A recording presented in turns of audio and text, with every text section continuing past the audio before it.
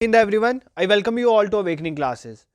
JKSSB finance SI की हमने classes start करी थी। अपने कल के लेक्चर में हमने जनरल साइंस का एक टॉपिक पढ़ा था मैकेनिक्स का। आज GK with special reference to J and K का एक ही टॉपिक बचता है जो मैंने आपको नहीं कवर करवाया हुआ है। आज के इस लेक्चर में हम उस टॉपिक को कवर करेंगे। इसके दो पार्ट में ये लेक्चर में लूंगा। जो पर्सनैलिटीज हैं जम्मू कश्मीर की, आज एक पार्ट आएगा, एक पार्ट इन फ्यूचर आएगा, आपको नोटिफाई कर दिया जाएगा। तो बिना टाइम वेस्ट के लेक्चर को स्टार्ट करते हैं। पहले आपने खुद क्वेश्चन ट्राई करने हैं। At the end of the session आपने अपना स्कोर जो है कमेंट सेक्शन में जरूर बताना है, ठीक है। हेल्थ इशू है थोड़ा, तो अगर आवाज में कोई दिक्कत आ रही है तो आप प्लीज टॉलरेट कर लेना। देखो क्वेश्चन नंबर फर्स्ट हम देखते हैं। India's para athlete dash has been honoured with Arjuna award from the president of India on January 2024। तो देखो आपको मैंने अभी भी पढ़ाया था कि 9 जनवरी को अभी अर्जुना अवार्ड दिए गए हैं, जिसमें मैंने आपको बताया था कि इंडियन क्रिकेटर मोहम्मद शमी को भी जो है अर्जुना अवार्ड के साथ सम्मानित किया गया। तो अब कह रहे हैं कि इंडिया की पैरा एथलीट हैं जिनको अर्जुना अवार्ड दिया गया है 9 जनवरी 2024 में प्रेसिडेंट के द्वारा। तो वो कौन है? आरुषि कोतवाल, शीतल देवी, सना इरशद मत्तू और परसनजीत कौर। तो इनमें से किसको, बेसिकली ये जम्मू कश्मीर की हैं और इनको किससे सम्मानित किया गया है? इनको अर्जुना अवार्ड के साथ सम्मानित किया गया और ये पैरा एथलीट है, ठीक है, पैरा एथलीट है। तो क्या आंसर है इसका? Option B is the correct answer. Sheetal Devi जो है इनको अभी अर्जुन अवार्ड दिया गया है, ठीक है। शीतल देवी के लिए आपने क्या चीजें याद रखनी? सबसे पहले ये कौन सी डिस्ट्रिक्ट से बिलोंग करती हैं? तो ये किश्तवाड़ से बिलोंग करती हैं। ये किश्तवाड़ डिस्ट्रिक्ट से बिलोंग करती है। ये करंट का पोर्शन भी और इंपॉर्टेंट पर्सनैलिटीज में भी आ जाता है, ठीक है। और इनसे मैं खुद बहुत इंस्पायर हुआ हूँ। तो इनकी आप देखना आर्चरी वाली जो वीडियोस हैं, इनको देखना कि मतलब किस तरह से इन्होंने पैरा होने के बावजूद भी मतलब गोल्ड अचीव करा है, ठीक है। तो देखो इनको अभी रिसेंटली जो हैंगजू चाइना में जो एशियन पैरा गेम्स हुए थे ना 2022 के, एशियन पैरा गेम्स हुए थे 2022 के हैंगजू चाइना में, उधर इन्होंने 2 गोल्ड और 1 सिल्वर मेडल भी जीता है। तो ये भी याद रखना, 2 गोल्ड और 1 सिल्वर मिला है किसको? शीतल देवी को। कहाँ पर? जो हमारे पैरा ओलंपिक्स गेम हुए थे, Asian para Olympics game Hangzhou China में, ठीक है। इनको best para women archer of the year का भी अवार्ड दिया गया है, ठीक है। जो वर्ल्ड आर्चरी जो है वो 2023 का जो वर्ल्ड बेस्ट जो है para Archer of the year award देता है, वो इस बार का किसको मिला है? शीतल देवी को मिला है, ठीक है। ये भी याद रखना, 2 चीजें आपने याद रखनी है। एक तो जो एशियन पैरा गेम्स हुई है उनमें इनको 2 गोल्ड और 1 सिल्वर मिला है। सेकेंड, जो वर्ल्ड आर्चरी है उन्होंने 2023 का best para women archer of the year का अवार्ड किसको दिया है? शीतल देवी को दिया है। ये चीज आपने याद रखनी है, ठीक है। अब इनके साथ जो ऑप्शंस है उनको भी साथ साथ देख लेते हैं।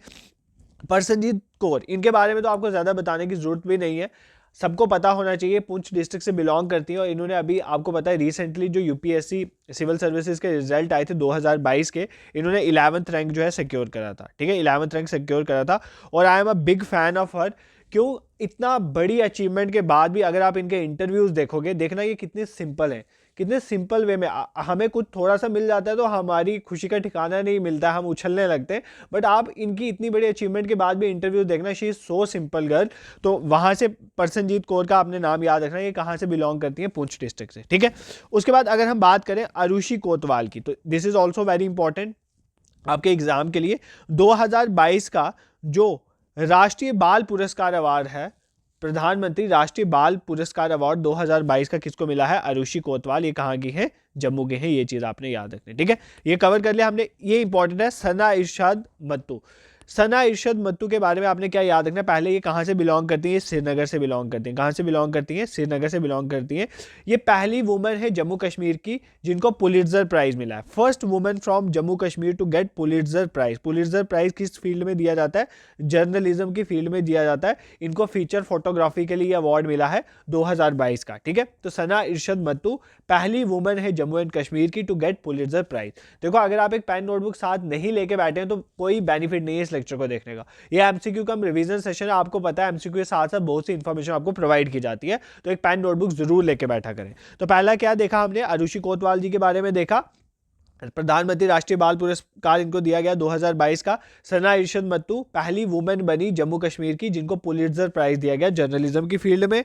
शीतल देवी के बारे में हमने देखा कि पैरा आर्चरी में इन्होंने गोल्ड अचीव करा है, प्लस इनको अर्जुना अवार्ड के साथ भी सम्मानित किया गया। परसनजीत कौर के बारे में भी ऑलरेडी आपको मैं बता चुका हूं, ठीक है। I hope this question is clear to you. Moving towards question number second, dash is a Padma Vibhushan awardee. इनमें से कौन सा पद्म विभूषण अवार्डी है, मतलब उनको पद्म विभूषण अवार्ड मिला है। And served as a first Sadr e रियासत ऑफ जम्मू एंड कश्मीर। तो सदर ए रियासत जम्मू और कश्मीर के ये रहे हैं, इनको पद्म विभूषण के साथ भी सम्मानित किया गया। सेकंड नंबर पे हाईएस्ट जो अवार्ड है सिविलियन अवार्ड, आपको पता है सबसे पहले नंबर पे Bharat Ratna, then Padma Vibhushan, then Padma Bhushan, then Padma Shri आता है। तो सेकंड हाईएस्ट जो हमारा सिविलियन अवार्ड है उनके साथ इनको सम्मानित किया गया है। तो कौन है ये? मेहरचंद महाजन, डॉक्टर करण सिंह, गिरधारी लाल डोगरा या गुलजारी लाल नंदा। तो इनमें से कौन से हैं इनको पद्म विभूषण के साथ सम्मानित किया गया? तो इसका ऑप्शन बी करेक्ट आंसर है, डॉक्टर करण सिंह। डॉक्टर करण सिंह जी हरि सिंह जी के बेटे हैं और इन्हीं को ही पद्म विभूषण के साथ सम्मानित किया गया और ये पहले सरदरे रियासत हैं जम्मू कश्मीर के। सरदरे रियासत क्या मतलब? गवर्नर। सरदरे रियासत पहले किसको बोला जाता था? गवर्नर को। तो पहले सीएम को पता क्या बोला जाता है? जैसे अभी सीएम होते हैं तो पहले सीएम को बोला जाता है prime minister of J and के, सीएम को बोला जाता है prime minister of J and के, और गवर्नर को क्या बोला जाता है? सरदरे रियासत। तो पहले सरदरे रियासत कौन है जम्मू कश्मीर के? डॉक्टर करण सिंह जी। आपने याद रखना ये 3 बार बनारस हिंदू यूनिवर्सिटी के चांसलर भी रह चुके हैं। तो ये सारा करण सिंह जी के बारे में आपने याद रखना है, ठीक है। I hope this question is clear to you. अब कुछ ऑप्शंस हैं, ये भी इंपॉर्टेंट पर्सनैलिटीज हैं, तो इनको भी साथ साथ कवर कर लेते हैं। देखो सबसे पहले आगे जैसे मेहरचंद महाजन। मेहरचंद महाजन देखो इनकी सबसे इंपॉर्टेंट चीज़ क्या है कि ये प्राइम मिनिस्टर भी रहे हैं जम्मू कश्मीर के। जम्मू कश्मीर के मैंने आपको बोला है सीएम को पहले पीएम कहते थे, तो ये प्राइम मिनिस्टर भी रह चुके हैं जम्मू कश्मीर के। सेकंड, ये थर्ड सीजीआई भी रहे हैं सुप्रीम कोर्ट के, ठीक है। चीफ जस्टिस ऑफ इंडिया भी रहे हैं। तो थर्ड नंबर के चीफ जस्टिस ऑफ इंडिया कौन थे? मेहरचंद महाजन। ये आपने याद रखना है। और जो इनिशियल सुप्रीम कोर्ट के जजेस बने थे ना, उनमें से इनका नाम भी था। तो one of the initial supreme court जजेस में इनका नाम था मेहरचंद महाजन, ये आपने याद रखना है। और ये रेड क्लिफ कमीशन जो बना था हरि सिंह के टाइम पे, उनके मेंबर भी थे, ठीक है। रेड क्लिफ कमीशन के मेंबर भी रहे हैं। तो मेहरचंद महाजन के बारे में प्राइम मिनिस्टर ऑफ जे&के रह चुके हैं, third chief justice of India रह चुके हैं, और वन ऑफ द जजेस भी रहे सुप्रीम कोर्ट के। ये चीज आपने याद रखनी है, ठीक है। नेक्स्ट, गिरधारी लाल डोगरा इंपॉर्टेंट है। इनको पीपल्स मैन कहते थे। इनको क्या कहते थे? People's man. तो इनका नाम है, इनको कहते थे लोग प्यार से बोलते थे लोगों का आदमी, पीपल्स मैन, ठीक है। ये फाइनेंस मिनिस्टर रहे हैं जम्मू कश्मीर के। फाइनेंस मिनिस्टर रहे हैं नियर अबाउट 26 ईयर की। कितने टाइम के लिए नॉट इंपॉर्टेंट, बट ये जम्मू कश्मीर के फाइनेंस मिनिस्टर रहे। ये चीज आपने याद रखनी है, ठीक है। गुलजारी लाल नंदा जी के बारे में तो आप सबको पता है, ये पहले एक्टिंग प्राइम मिनिस्टर थे इंडिया के, ठीक है। जवाहरलाल नेहरू के टाइम पे इनको acting prime minister acting prime minister बनाया गया था। तो पहले एक्टिंग प्राइम मिनिस्टर जो है इंडिया के, वो कौन थे? गुलजारी लाल नंदा, जब जवाहरलाल नेहरू जी की डेथ हो गई। उसके बाद लाल बहादुर शास्त्री जी के बाद भी इनका टेनवर आया था। तो 2 बार ये प्राइम मिनिस्टर रह चुके हैं, बट पहले एक्टिंग प्राइम मिनिस्टर इंडिया के कौन से थे? गुलजारी लाल नंदा। ये चीज आपने याद रखनी है, ठीक है। I hope this question is clear to you. Moving towards question number 3, who is regarded as the father of Dogri language. तो इनमें से किसको बोला जाता है फादर ऑफ डोगरी लैंग्वेज? तो डोगरी लैंग्वेज के फादर किसे कहा जाता है? प्रेमनाथ डोगरा, रामनाथ शास्त्री, गिरधारी लाल डोगरा या शिव कुमार शर्मा। तो इनमें से किसको बोला जाता है father of Dogri language? Important question है, एग्जाम में बहुत बार पूछा भी गया ये, ठीक है, जेकेएसएसबी के एग्जाम्स में। तो रामनाथ शास्त्री जी को बोला जाता है फादर ऑफ डोगरी लैंग्वेज, ठीक है। इनके लिए आपने इंपॉर्टेंट, इनकी एक बुक है वो आपने याद रखनी है। इनकी बुक है बदनामी की छांव। क्या नाम है बुक का? बदनामी की छांव। बदनामी की छांव, ऐसे भी लिखते हैं छांव को, कई जगह पे ऐसे भी लिखा हुआ है, CHANN ऐसे भी लिखा हुआ है, ठीक है, या CHHAN ऐसे भी लिखा हुआ। तो बदनामी की छांव ये जो बुक है, ये किसने लिखी है? आपने याद रखना है, रामनाथ शास्त्री जी ने लिखी है। और इसी बुक के लिए इनको साहित्य अकेडमी अवार्ड के साथ भी सम्मानित किया गया है, ठीक है। रामनाथ शास्त्री जी को फादर ऑफ डोगरी लैंग्वेज भी कहते हैं। इनकी एक बुक है बदनामी की छांव, बहुत सी बुक है बट इंपॉर्टेंट बुक है बदनामी की छांव। इस बुक के लिए इनको साहित्य अकेडमी अवार्ड के साथ सम्मानित किया गया, ठीक है। अगर हम मूव करें प्रेमनाथ डोगरा जी की तरफ, तो ये भी इंपॉर्टेंट है, एग्जामिनर का फेवरेट क्वेश्चन है प्रेमनाथ डोगरा जी के बारे में। इनको बोलते हैं शेरे डुगर। तो एग्जाम में ये पूछा जाता है शेर ए डुगर, ठीक है।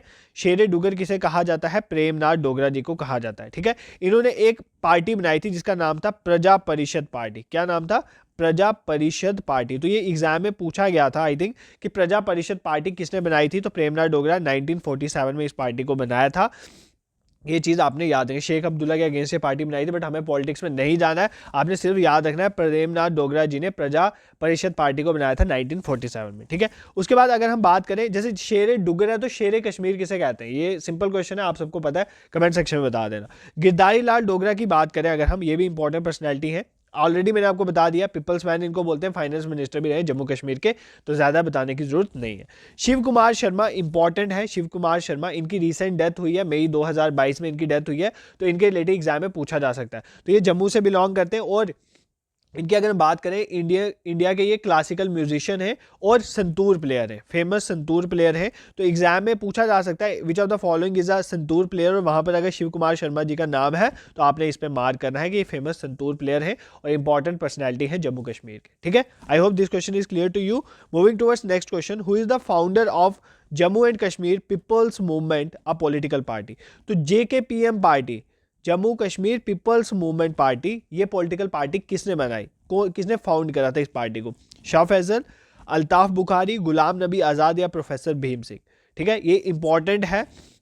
जम्मू कश्मीर पीपल्स मूवमेंट, ये पार्टी किसने बनाई थी? ये पार्टी बनाई थी शाह फैजल ने। Option A is the correct answer, Shah Faisal. ठीक है, शाह फैजल के बारे में आप सब जानते हैं। शाह फैजल सर जो है ये जम्मू कश्मीर के ओनली ऐसे पर्सन है जिन्होंने फर्स्ट रैंक लिया है सिविल सर्विसेज एग्जामिनेशन में, फर्स्ट रैंक होल्ड करते हैं शाह। इन्होंने एक पार्टी बनाई थी Jammu Kashmir people's movement party, 2019 में बनाई थी, बट बाद में जब यहाँ पर रीऑर्गेनाइजेशन हुआ उसके बाद इन्होंने पार्टी छोड़ के वापस जो है वो ज्वाइन कर लिया as a services to the civil services. ठीक है, हमने उसमें नहीं जाना है, but Jammu Kashmir people's movement party किसने बनाई थी? शाह फैजल ने, ये आपने याद रखना है। अल्ताफ बुखारी जी ने भी एक पार्टी बनाई थी, ये भी याद रखना है, मार्च 2020 में, जम्मू कश्मीर अपनी पार्टी। तो JK अपनी पार्टी, जम्मू कश्मीर अपनी पार्टी जो है वो अल्ताफ बुखारी ने बनाई है, ये चीज़ आपने याद रखनी। ठीक है, गुलाम नबी आज़ाद सर, इनको आप जानते हैं, इन्होंने जो पार्टी बनाई थी ये भी मैं बता देता हूँ, वैसे एग्जाम में पूछने के चांसेस कम है। इन्होंने पार्टी जो बनाई थी दैट इज DPAP, क्योंकि ये भी रिसेंट पार्टी बनी है, जब उन्होंने कांग्रेस को छोड़ा था तो बनी थी। तो कौन सी पार्टी है? डेमोक्रेटिक प्रोग्रेसिव आज़ाद पार्टी, डेमोक्रेटिक प्रोग्रेसिव आज़ाद पार्टी। तो डेमोक्रेटिक प्रोग्रेसिव आज़ाद पार्टी 2022 में बनाई है, किसने? गुलाम नबी आज़ाद ने। प्रोफेसर भीम सिंह जी क्यों ऑप्शन में डाला? क्योंकि रिसेंटली इनकी डेथ हुई है, मई 2022 में इनकी डेथ हुई है, तो इंपॉर्टेंट हो जाता है एग्जाम के लिए। इनकी कौन सी पार्टी है? Jammu Kashmir national panthers party, national panthers party 1983-84 में ये पार्टी बनी थी। इन्होंने अपनी वाइफ के साथ मिलके, जयमाला, उनके साथ मिलके ये पार्टी के फाउंड करा था। ठीक है, ऑल्दो ये एक पॉलिटिकल क्वेश्चन है बट न्यूज़ में कहीं ना कहीं है, तो इसलिए मैंने आपको बता दिया, देख लेना, जैसे मुश्किल नहीं है। Jammu Kashmir Apni party, Altaf Bukhari, Shah Faesal ji, Jammu Kashmir people's movement party, Ghulam Nabi Azad, ये तो इंपॉर्टेंट है, डेमोक्रेटिक प्रोग्रेसिव आज़ाद पार्टी। ठीक है, और professor Bhim Singh Jammu Kashmir national panthers party के साथ एसोसिएटेड है। ठीक है, moving towards question number 5, who served as the 43rd chief justice of India from December 2015 to January 2017? तो देखो इनमें से कौन से जो है जिन्होंने जस्टिस, कौन से जो ऐसे जज हैं जिन्होंने सर्व करा as chief justice of India, 43rd chief justice of India? क्यों पढ़ रहे हैं? क्योंकि ये जम्मू कश्मीर से बिलोंग करते हैं, इसलिए हम इनको पढ़ रहे हैं। Justice Meharchand Mahajan, justice Tirath Singh Thakur, justice N Koteswar Singh या बख्शी गुलाम मोहम्मद? तो कौन है इनमें से? इनमें से जस्टिस तीरथ सिंह ठाकुर जो है ये बेसिकली रामबन से बिलोंग करते हैं और इन्होंने सर्व कराया 43rd chief justice of India, ये चीज़ आपने याद रखी। मेहरचंद महाजन जी के बारे में आपको बता दिया, 3rd CGI रहे हैं और इंडिया के PM, जम्मू कश्मीर के PM भी रहे हैं। ठीक है, और अगर हम बात करें जस्टिस एन कोटेश्वर सिंह की, तो ये भी आपने याद रखना है, ये भी रिसेंट चीफ जस्टिस हैं कहाँ के? जम्मू कश्मीर हाई कोर्ट के। ठीक है, Jammu Kashmir Ladakh common high court के। और बख्शी गुलाम मोहम्मद जी की बात करें अगर हम, तो इनके बारे में आपने याद रखना है, ये 2nd PM थे जम्मू कश्मीर के, 2nd PM थे कहाँ के? जम्मू कश्मीर के। तो ये चीज़ आपने याद रखनी है बख्शी गुलाम मोहम्मद जी के बारे में। आप मुझे कमेंट सेक्शन में बताओ फर्स्ट PM कौन थे J&K के? First PM of Jammu Kashmir, ये आपने कमेंट सेक्शन में बताना। 2nd बख्शी गुलाम मोहम्मद है, फर्स्ट कौन थे ये आपने मुझे कमेंट सेक्शन में बताना है। I hope this question is clear to you. Moving towards next question, question number 6, dash was the first Kashmiri poet to win the Sahitya academy award in 1956 for his book of poetry compilation Sumran? Sumran जैसे भी pronounce करते हैं इसको, इस poetry compilations के लिए इनमें से कौन से कश्मीरी पोइट को, फर्स्ट कश्मीरी पोइट थे जिनको साहित्य अकेडमी अवार्ड के साथ सम्मानित किया गया? तो पहले साहित्य अकेडमी अवार्ड जो कश्मीर के किसी को मिला है वो हमें बताना है। इधर से देखो कितने क्वेश्चन कवर हो जाते हैं। एक तो ये पहले कश्मीरी पोइट हैं जिनको साहित्य अकेडमी अवार्ड मिला, कब मिला? 1956 में, ये क्वेश्चन भी कवर हो गया अगर एग्जाम में पूछा जाता है। और इनकी पोइट्री कंपाइलेशन कौन सी थी जिसके लिए मिला? सुमरान के लिए। तो 3 क्वेश्चन एक क्वेश्चन में डाले हुए हैं, इसलिए कहता हूँ MCQ कम रिवीजन सेक्शन से बहुत हेल्प मिलती है। तो इसका आंसर क्या है? रसूल मीर, हब्बा खातून, जिंदा कोल या पद्मा सचदेव? तो I hope you have tried it. इसका आंसर है ऑप्शन सी, जिंदा कोल। जिंदा कोल, इनको मास्टर जी भी कहते थे, पॉपुलरली इनको क्या बोलते थे? मास्टर जी। ये याद रखना, कई बार पूछ लेते हैं, पॉपुलरली इनको क्या बोलते थे? मास्टर जी। और यही पहले कश्मीरी पोइट हैं जिन्होंने साहित्य अकेडमी अवार्ड जीता 1956 में। इनकी बुक की कंपाइलेशन कौन सी थी? सुमरान के लिए। ठीक है, I hope this is clear to you. अब ये ऑप्शन है, इंपॉर्टेंट पॉइंट्स है ऑप्शन में, इनको भी देख लेते हैं। रसूल Mir important, very important poet है, पोइट है कश्मीर के, ठीक है। इनको कुछ हिस्टोरियन इनको बोलते हैं फादर ऑफ कश्मीरी गजल्स, कुछ हिस्टोरियंस इनको क्या बोलते थे, फादर ऑफ कश्मीरी गजल्स, ये चीज़ आपने याद रखना। इनको जॉन कीट्स ऑफ कश्मीर भी कहते हैं, John Keats of Kashmir, famous poet है जॉन कीट, उनके नाम पे ही इनको बोला जाता है जॉन कीट्स ऑफ कश्मीर, ये चीज़ भी आपने याद रखनी, ठीक है। हबा खातून की बात करें, हबा खातून आपने हिस्ट्री में पढ़ा होगा, इनको नाइटिंगेल ऑफ कश्मीर भी कहते हैं, नाइटिंगेल ऑफ कश्मीर, ठीक है, Nightingale of Kashmir. Nightingale of India किसे कहते हैं ये बताना, ठीक है, कमेंट सेक्शन में। इनको तो नाइटिंगेल ऑफ कश्मीर बोलते हैं ना, तो नाइटिंगेल ऑफ इंडिया कौन है, ठीक है। और हबा खातून ये कौन है, बेसिकली ये वाइफ है, किसकी वाइफ है, ये यूसुफ शाह चक डायनेस्टी आपने हिस्ट्री में पढ़ा होगा जम्मू कश्मीर की, उनकी वाइफ है, ठीक है। और इनकी ब्यूटी के लिए इनको जून भी कहते हैं, जून किसको कहा जाता है, जून हब्बा खातून को ही कहा जाता है फॉर हर ब्यूटी, ठीक है। हब्बा खातून के बारे में आपने क्या क्या पढ़ा, ये इनको नाइटिंगेल ऑफ कश्मीर भी कहा जाता है, यूसुफ शाह चक की ये वाइफ है, चक डायनेस्टी से बिलोंग करता था जो, और इनकी ब्यूटी के लिए इनको जून भी कहा जाता है, तो ये चीज़ भी आपने याद रखनी, ठीक है। लास्ट ऑप्शन जो है वो देख लेते हैं, पद्मा सचदेव, ठीक है। पद्मा सचदेव अभी एक कॉलेज का नाम भी, जो गर्ल्स कॉलेज है जम्मू में, ठीक है, उनका नाम भी चेंज करके पद्मा सचदेव कॉलेज रखा गया। तो पद्मा सचदेव जो है first modern women poet of Kashmir, ठीक है, डोगरी लैंग्वेज की फर्स्ट मॉडर्न वुमेन पोइट है, कहाँ की, डोगरी लैंग्वेज की, ठीक है, ये आपने याद रखना है। First modern women poet of Dogri language वो कौन है, पद्मा सचदेव, ये आपने याद रखना है। इनको भी साहित्य अकादमी अवार्ड दिया गया, किसके लिए दिया गया, इनकी एक कंपाइलेशन है मेरी कविता मेरे गीत, मेरी कविता मेरे गीत, इसके लिए इनको सम्मानित किया गया, किसके किसके साथ सम्मानित किया गया, साहित्य अकादमी अवार्ड के साथ। इनको सरस्वती सम्मान भी दिया गया है, ठीक है, सरस्वती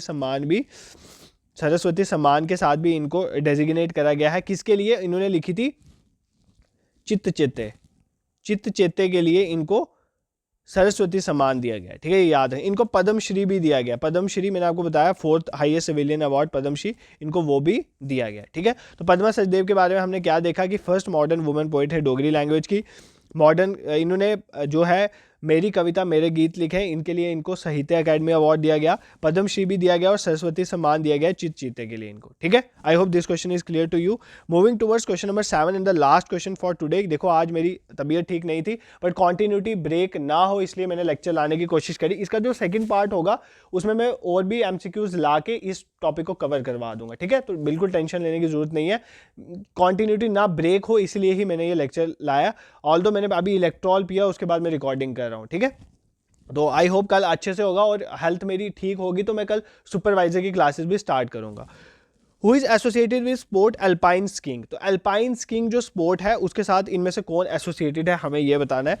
परवेज रसूल, सादिया तारिक, तजामुल इस्लाम या आरिफ खान, तो इनमें से कौन एसोसिएटेड है किस स्पोर्ट के साथ, अल्पाइन स्कीइंग के साथ, तो इस स्पोर्ट के साथ कौन एसोसिएटेड है, आरिफ खान, ये आपने याद रखना है, ठीक है। आरिफ खान के बारे में एक और इंपॉर्टेंट चीज़ आपने याद रखनी है, ये ओनली इंडियन एथलीट हैं जिन्होंने बीजिंग ओलंपिक्स 2022 में पार्टिसिपेट किया। देखो बीजिंग ओलंपिक 2022 में पार्टिसिपेशन बंद हो गई थी, क्यों, क्योंकि कोविड का टाइम था, ठीक है, कोविड का टाइम था और साथ में हमारे गलवान वाला इशू भी चल रहा था, तो पार्टिसिपेशन इतनी नहीं हुई थी। बट इंडिविजुअल कैटेगरी में आरिफ खान जो है ये चले गए थे और ये ओनली एथलीट है जिन्होंने पार्टिसिपेट करा था बीजिंग ओलंपिक 2022 में इंडिया के, ठीक है, ये चीज़ आपने याद रखनी है। परवेज रसूल के बारे में आप सब जानते हो, अनंतनाग के ये बिलोंग करते हैं, अनंतनाग बिजबेरा वाले एरिया में रहते हैं। ये पहले क्रिकेटर हैं जम्मू कश्मीर के जिन्होंने IPL में खेला है, तो first cricketer from Jammu Kashmir जिन्होंने IPL में, इंडियन प्रीमियर लीग में खेला है वो परवेज रसूल है, ये आपने याद रखना है। और इन्होंने जो इंडियन नेशनल टीम में खेला था, हमारी इंडियन टीम में खेला था, इन्होंने अपना पहला मैच किसके अगेंस्ट खेला था, बांग्लादेश के अगेंस्ट, किसके अगेंस्ट खेला था, बांग्लादेश के अगेंस्ट 2014 में, ये भी आप याद रख सकते हो। बट इंपॉर्टेंट इज दैट ये पहले जम्मू कश्मीर के क्रिकेटर हैं जिन्होंने IPL मैच में खेला था, ठीक है। सादिया तारिक की बात करें, सादिया तारिक इनको ऑल स्टार, ये देखो ये पहली बात है वुशु प्लेयर है, ठीक है, वुशु गेम होती है जो वुशु, उसके प्लेयर हैं, ये आपने याद रखना है। तो सादिया तारिक एक वुशु प्लेयर है, ये चीज़ आपने याद रखनी है।